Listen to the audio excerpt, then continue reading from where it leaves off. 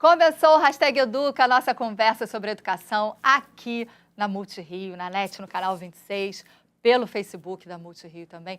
Seja muito bem-vindo ao Hashtag de hoje. Hoje o assunto já me deixou animada. Você que acompanhou a gente aí nesse momento de esquenta da produção no Facebook, já sabe que eu tô hoje, pilhada, tô feliz porque eu gosto do assunto, gosto do tema e acho necessário. Hoje a gente vai falar sobre profissões do futuro. Por isso, professor, e se você está acompanhando a gente pelas redes sociais, use o Facebook, as postagens, para compartilhar suas sugestões, suas experiências, enviar para a gente as suas questões, suas dúvidas. Participe, a gente quer te ouvir, a sua participação é super importante. E se você estiver acompanhando a gente aí no conforto de uma tela maior, pela televisão, aí pela NET no canal 26, manda também para a gente o seu WhatsApp com as suas questões. Mas participe, porque o assunto de hoje, dá pano para manga. A gente vai fazer aqui um exercício visionário, mas considerando também a realidade. Então, vamos lá. Quais são as habilidades e competências e qualificações dos profissionais do futuro? A gente vai fazer aqui um exercício de futurologia e vou dizer para você, tem muita coisa que soa como ficção científica, mas talvez não esteja assim tão longe, não. Esteja mais perto do que a gente imagina. Como a escola se prepara para a mudança no universo do trabalho prevista para as próximas gerações? Será que para isso é preciso planejar, considerar ainda que anos são esses pela frente, ainda na educação básica? Qual a importância do projeto de vida? Quem discute esse tema conosco é Christian Aranha, engenheiro elétrico e bacharel em psicologia cognitiva, doutor em inteligência computacional pela PUC-Rio, mestre em estatística e otimização, empreendedor, pesquisador na área de inteligência artificial, big data e blockchain e fundador da Entropia, que é um ecossistema de startups aqui no Rio. Ou seja, se você gosta de tecnologia, o programa de hoje, diz respeito a você também, toda essa mudança imposta nas nossas vidas pela tecnologia. E Rafael Macena, professor de Geografia na Escola Municipal Epitácio Pessoa, aqui no Rio de Janeiro, professor de Estudos da Sociedade no Programa de Educação de Jovens e Adultos na Escola Municipal Professor Lourenço Filho e especialista em História do século XX. A gente está no século XXI, aí já com um monte de mudança. Sim. Que o professor também já pode sinalizar que divisor de águas é esse que aconteceu nos últimos anos aqui recentes para a gente, já do século XX para cá, né? E o professor tem um trabalho fantástico na Epitácio Pessoa, no Ginásio Carioca, com projeto de vida. Então, participe. Esse programa hoje está quente. Eu já começo dizendo o seguinte. Christian até falou, olha, tenho lá as minhas controvérsias sobre isso. É bom que a gente também traz o tema para cá. Uma pesquisa feita por uma consultoria de tecnologia digital, que é a Cognizant, elencou as 21 profissões do futuro para os próximos 10 anos. Aí é bom que a gente vê se isso é possível, factível ou não. Só para a gente ilustrar um pouquinho, o Hashtag Educa separou algumas aqui que eu achei super curiosas na hora de fazer o roteiro. Vamos lá. Conselheiro de reabilitação para crimes cibernéticos praticados por jovens.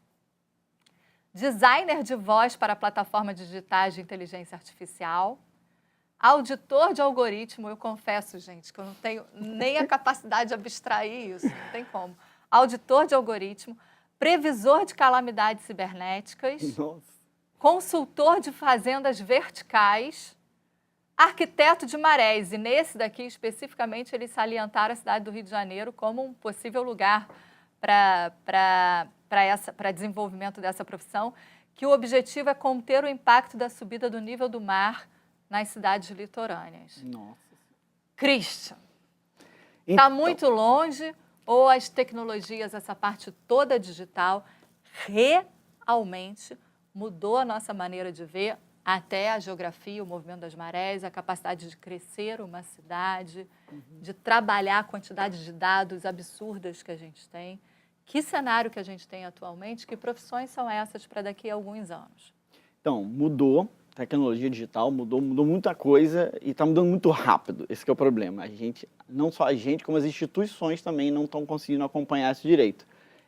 Só para falar da controverso aí da pesquisa, as palavras são dificílimas, eu acho que eu não entendi a metade do que está sendo dito aí, mas muito provavelmente, na minha opinião, ou esse é um futuro realmente daqui a 10 anos, acho que ninguém tem a menor ideia do que vai acontecer, a velocidade daqui a 1, 2 anos a gente não consegue, daqui a 10 anos é mais difícil ainda, e eu costumo dizer que essas grandes pesquisas de profissões do futuro, elas estão mais interessadas em gerar mão de obra para elas mesmas, né? Então elas sabem que elas vão precisar desse tipo de profissão. As empresas de tecnologia. As empresas de tecnologia, hoje grandes empresas em geral.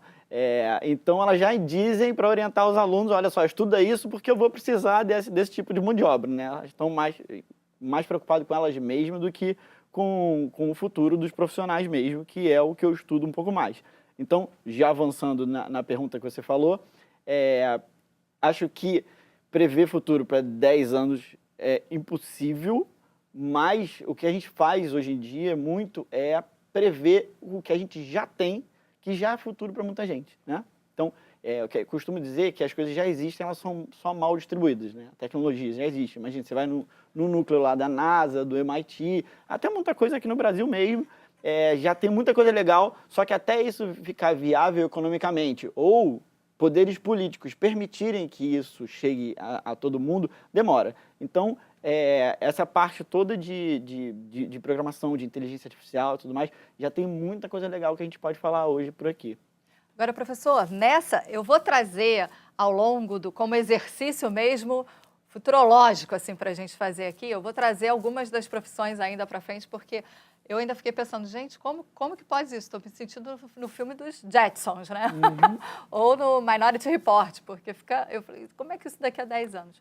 Mas aqui tem uma profissão que eu acho, professor, que você que lida com um aluno ainda de educação básica, sim, da educação infantil, tem uma profissão que me chamou muito a atenção, que é esse consultor, né, de crimes praticados na internet por jovens.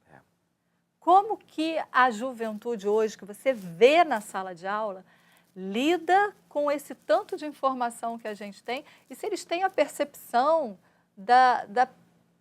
do que pode e o que não pode, do que já tem estabelecido como legislação por aí, porque eu fico pensando que talvez para a profissão do futuro a gente tenha que ter um pouquinho mais de conteúdo do que já tem hoje estabelecido para poder criar as coisas. Qual é a relação da juventude com isso? Eu acho que esse é um processo de amadurecimento do adolescente, do jovem, no mundo que ele vive hoje.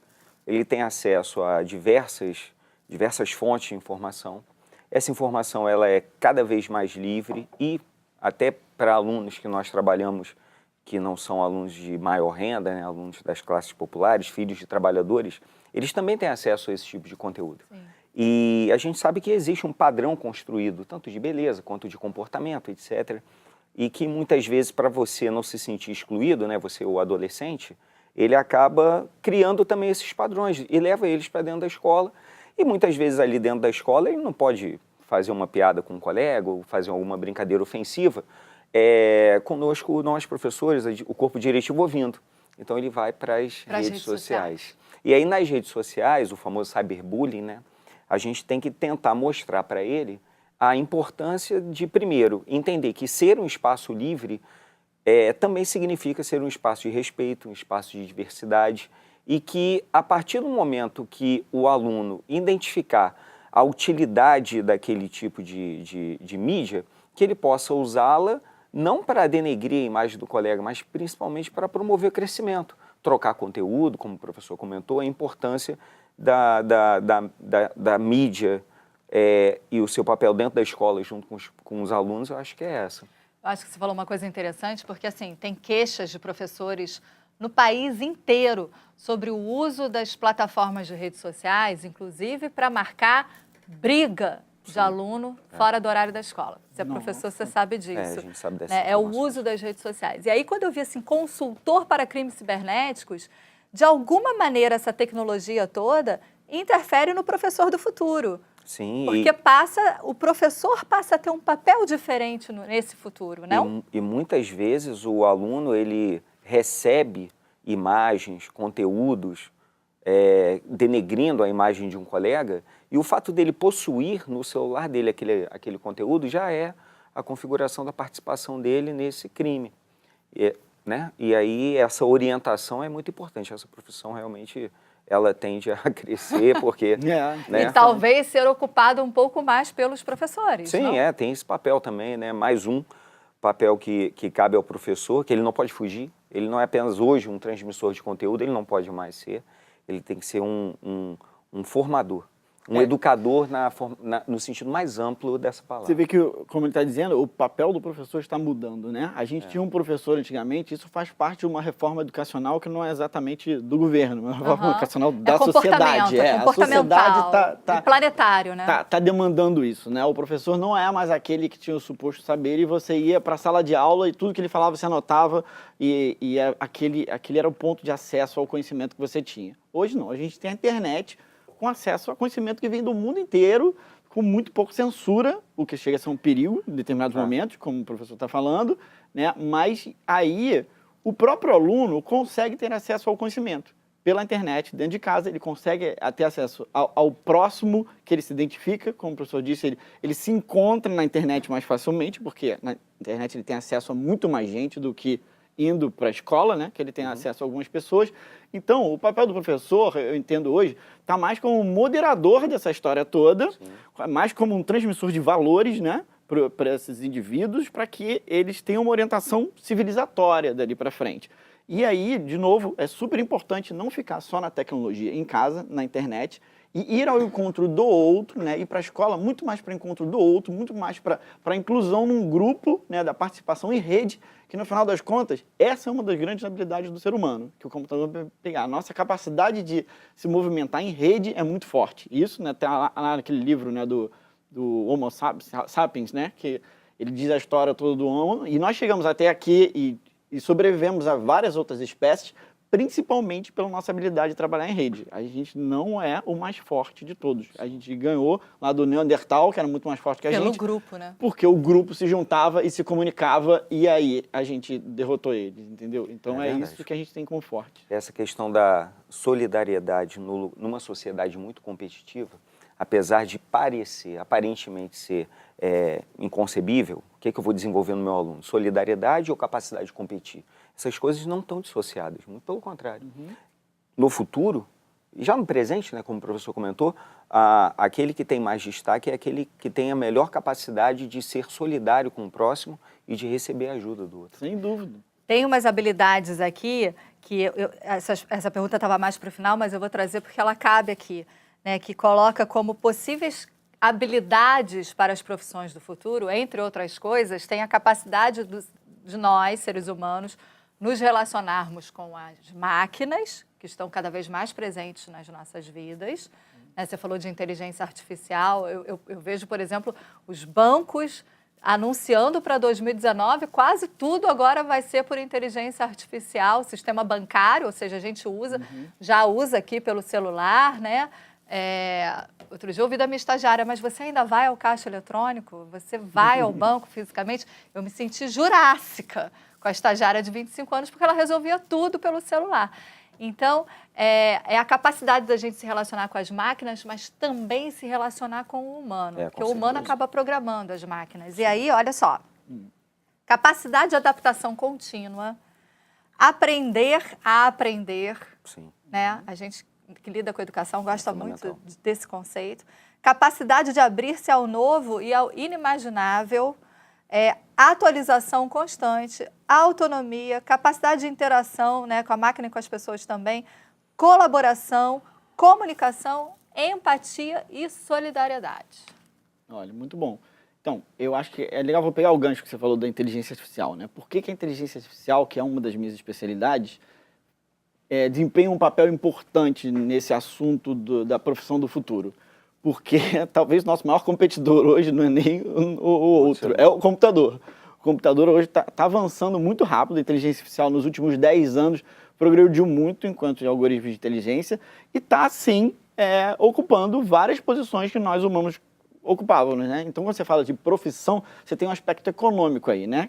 O que eu vou fazer para poder ganhar dinheiro e participar dessa sociedade no futuro, não ser, né, um excluído, né, economicamente, que é o que acontece em quase todos os lugares do mundo. Isso não é privilégio do Brasil. Em todas as classes sociais, então, né? É uma preocupação da sobrevivência isso. mesmo. Então, a educação, hoje, na minha opinião, ela perpassa pelo entendimento da inteligência artificial. Para mim, tem duas dimensões importantes aí, que resumindo todas as habilidades, você vai ter ou a pessoa que sabe programar, entende muito bem de matemática e de algoritmos e tal, e essas pessoas são as que vão estar desenvolvendo os novos algoritmos de inteligência artificial e colocando os robôs aí para substituir todo mundo. São em todas as áreas, tá?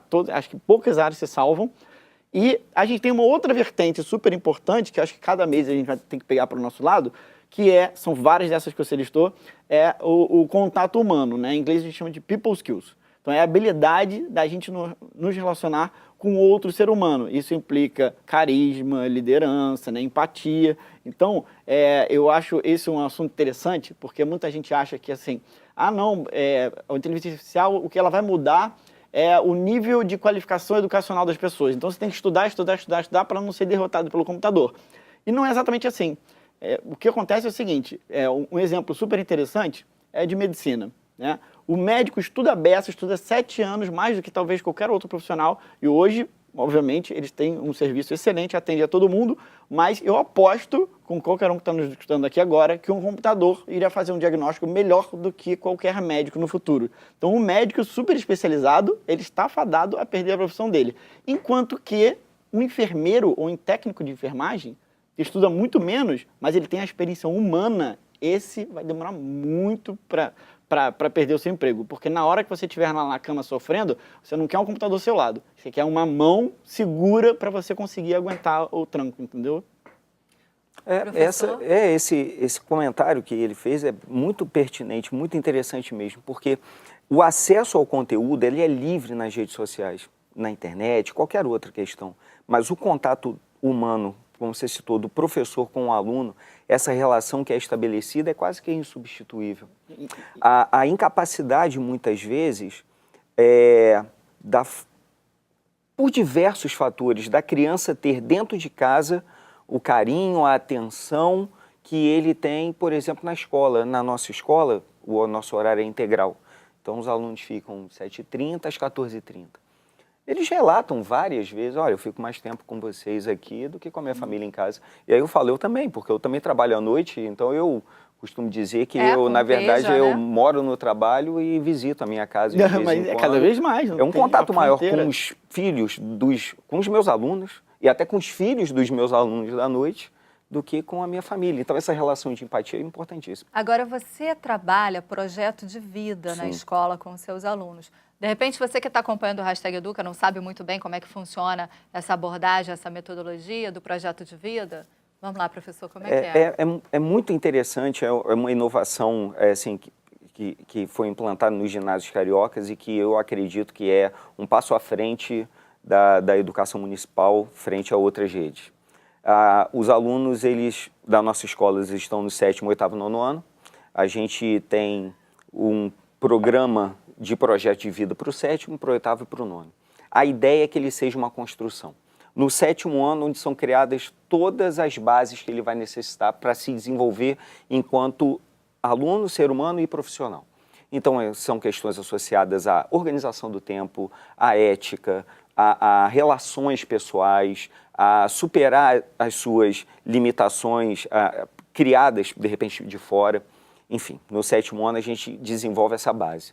No 8º ano, aquele prédio começa a ser construído, ele começa a ganhar uma forma maior. Ali a gente começa a identificar as habilidades dos alunos, a capacidade que ele tem de ser líder ou não, desenvolver lideranças, aquele que é mais tímido, trazê-lo, mostrar para ele que ele também tem capacidade de participar. E quando a gente chega no 9º ano, que é uma espécie de fechamento, é onde a gente entra com profissões. E aí a temática... Que já está começando a ficar próximo do ensino médio. Perfeito. E a escolha do que vai fazer. Né? E aí a gente, junto com os alunos, porque como a gente sabe, o aluno ele é o protagonista na escola, ele sinaliza para a gente, olha, Rafael, eu acho melhor, cara, assim, a minha carreira é eu estou pensando em fazer arquitetura. Pô, cara, olha só, de repente, uma escola técnica para você, a gente tem que pensar num outro aspecto, de repente é melhor o acesso à universidade. Então, o ensino médio vai ter um desenho. Não, Rafael, olha só, eu quero ser técnico em edificações, ou quero, por exemplo, fazer técnico em administração. Olha, então são tais escolas da rede estadual e federal, o processo de seleção é dessa maneira, e aí a gente vai orientando. Só que é claro que esse é um elemento importante, mas não é o mais importante. O mais importante ainda é continuar esse processo de formação humana. Então a gente trabalha, de novo, os temas associados à autoestima, a própria ética, como a gente comentou, essa capacidade Maravilha. de solidariedade. É até bom os professores estarem escutando isso, os outros professores todos do Brasil, porque, por exemplo, eu tenho um relato da minha história bem diferente do que você está falando e posso dizer quais são os pontos negativos. O meu estudo foi num colégio, ensino médio bom, mas bom cognitivamente, que é essa coisa que cada vez mais a gente vai relutar com os computadores. Sim. Eu não tinha preocupação nenhuma, não tive disciplina nenhuma, nenhum professor se importava com bullying interno, autoestima, se você estava integrado no colégio ou não. A preocupação era zero, a humana era zero. Então, até hoje, a nossa educação ainda é muito preparada para as capacidades cognitivas. Nem na faculdade você tem uma disciplina de socialização. Perfeito. Isso não existe. Todo mundo que está aqui, na nossa geração, aprendeu isso na vida, como se isso fosse uma capacidade espontânea do ser humano, né? E não é super difícil, né? Eu costumo dizer assim, né? Nas palestras que eu dou, né? Que eu já falei dessas duas skills, né? Ou você vai aprender a programar, ou você vai aprender a lidar com o outro, né? E aí tem um monte de gente, né? Você deve conhecer desde pequenininho, fala assim, não, odeio matemática, tenho medo de matemática, estudar matemática de jeito nenhum. Então fala assim, é fácil, parece fácil no primeiro momento, você fala assim, não, eu prefiro lidar com pessoas, tá? Então vamos lá, vamos lidar com pessoas. Aí você vai ter que aprender a controlar sua angústia, sua ansiedade, sua raiva, sua tolerância. Perfeito. E tudo mais. Na hora que o outro faz alguma coisa, você ficou com raiva, como é que você lida com aquele negócio? É uma estratégia matemática. Aí, exatamente. Sim. E aí, na hora que as pessoas começam a enfrentar o que é lidar com o outro, com o ser humano, começa a fugir todo mundo do computador de novo. Porque, olha, parece que é fácil, mas é muito difícil, não é? E a gente precisa de uma orientação educacional nesse sentido que a gente não tem. Dentro da escola, exato. Né? Educação básica. E os alunos, eles relatam pra gente que muitos dos nossos já estão no ensino médio, né? E que ajudou demais, foi fundamental. A gente tem interatividade aqui, olha, o Wagner Frazão dizendo, ótimo tema, parabéns. E, de novo, como as escolas e faculdades podem mudar hoje para preparar os jovens para as profissões futuras? Então, cada vez menos com essa parte da capacidade técnica, da capacidade cognitiva, né? Eu estou presente em muitas universidades aqui no Rio de Janeiro e o que eu estou vendo é o seguinte, a universidade se tornou um local de encontro super importante, porque, na prática, os pais obrigam os filhos a ir para a universidade, né? Eu quero que você tenha um diploma para ser alguém na vida. Hoje em dia, o diploma não garante mais nada para ninguém, mas o que ele consegue? Ele consegue ir ao encontro do outro, ele vive... Ele se obriga a estar em equipe, a estar em grupo, a conhecer amigos, a fazer movimentos estudantis. E é essa que é a habilidade mais importante hoje. Então, o que acontece? Os alunos já estão sentindo que os professores não atendem mais a demanda com relação à internet, mas como eles já estão no encontro, eles se mobilizam, eles mesmos. Tem vários movimentos internos que não têm a ver com a faculdade e eles começam a fazer... os coletivos... E aí chamam professores externos, chamam o pessoal, tipo, influenciadores digitais, que é uma profissão super próspera no futuro, né? Que entra a capacidade de liderança, né? Sim. Hoje, um aluno seu abre um canal no YouTube e começa a falar na mesma linguagem que o outro. Você tem alunos? A gente tem alunos, né? Pelo menos aqui, que eu me lembro bem rapidamente, a gente tem 3 alunos que têm canais no YouTube, é claro, a prioridade é games e tudo, mas também é legal, uma forma deles se exporem, né? Enfim, eu acho bem interessante. Então, vai ser dividido entre você vai aprender na internet, em casa, focado, e você vai ao encontro do outro para poder ativar a motivação para o estudo, né? Porque uma das coisas que a gente estava discutindo aqui é o seguinte, poxa, mas tanta gente que não tem saco de estudar, né? Porque, na verdade, tem uma crise lá, esse é um dos papéis que a Entropia tenta fazer, né? Lá nesse ecossistema que eu estou montando, voltado ao empreendedorismo. Porque eu sempre fico me perguntando, olha só, na internet já tem conteúdo gratuito a beça. Se você der um Google e procurar por qualquer assunto, sim, tem algum professor que vai te explicar todo aquele conteúdo, né? E tem as pessoas com uma defasagem educacional enorme para o mercado. Aí eu fico me perguntando, se aquele jargão tipo, você teve acesso à educação? Eu já estou começando a questionar, porque acesso à educação todo mundo tem. Já está de graça na internet. O que falta? Não é acesso à educação. O que falta é o gatilho humano para que essa pessoa entenda que aquilo ali é importante para a vida dela, ou que aquilo ali vai ajudar ela, vai ter um retorno, entendeu? Que é o professor. Que é o professor. Básica. Exatamente. Olha só, a gente também tem aqui um elogio de Maria Clara Muniz de Brito, muito informativo, é bom ver temas que afetam tanto o cotidiano das escolas serem debatidos por pessoas que vivenciam essa realidade. Arrebenta aí, pai. Minha filha. Beijo, filho. O Wagner, de novo, os professores da rede têm capacitação para lidar com essas mudanças de comportamento? Na verdade, o professor ele tem que ter uma das habilidades dos profissionais do futuro, é essa, capacidade de se adaptar. Eu dou aula há 18 anos, o meu aluno de 18 anos atrás é totalmente diferente do de hoje, eu não posso ser o professor de antigamente. Eu tenho que me preparar, eu tenho que me adaptar a isso. Como ele pode fazer isso? Ele tem que dar passos rumo a essa, não só qualificação, mas ele tem que entender, tem que ter sensibilidade, ele tem que perceber onde o trabalho dele está atingindo ou não aquele aluno. Não pode mais, como o professor comentou, subir, pegar, oi gente, bom dia, essa aqui é a matéria, aprendam e ponto final. Vira para o quadro. Não existe mais isso. O professor tem que ter essa capacidade, exige um esforço. Olha só, tem uma pergunta aqui, Marcela Silveira, como vocês pensam a população de idosos crescente nesse mundo futurístico? Será que ficarão completamente excluídos? Eu vou passar a palavra para vocês, mas se vocês quiserem, eu vou colocar a tal pesquisa nas postagens da gente no Facebook e vou adiantar aqui um pouquinho. Uma dessas profissões do futuro é uma espécie de um cuidador de idoso. Não é um cuidador de idoso, mas é um amigo do idoso. É uma pessoa que tem capacidade de escuta para o idoso e capacidade de diálogo com o idoso, um diálogo empático. Então, eles preveem isso. Eu achei muito interessante, que eu falei, humanamente, isso era para ser tão espontâneo, tão natural, mas vai virar o professor até, uma profissão segundo essa pesquisa. Por que você fez o... É porque, assim, a gente vive uma sociedade da metade dos anos 90 para cá, competitiva. Nossa sociedade no Brasil, em termos globais também, ela encampou o neoliberalismo de uma maneira fora do normal.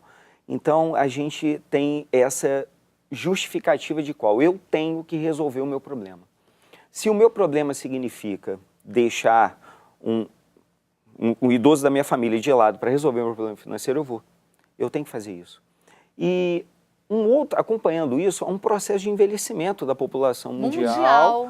Que no Brasil ele é acelerado. Ele começou um pouco mais tarde, mas ele é acelerado. Então, o número de idosos daqui em 2030, 2035, uma parte da população vai ter mais de 65 anos. E essa geração de 65 anos, daqui a 12 anos, ela não é uma geração que cresceu ouvindo que precisava cuidar da saúde. Então, você tem um número muito grande de diversas doenças, neurológicas, físicas, de uma gama gigantesca. Num mundo competitivo, onde filhos e netos têm que resolver seu problema, como é que vai resolver essa questão do idoso? E aí eu volto à questão do enfermeiro, do técnico de enfermagem, que ele não vai ter mais só checar a saúde do idoso e tal.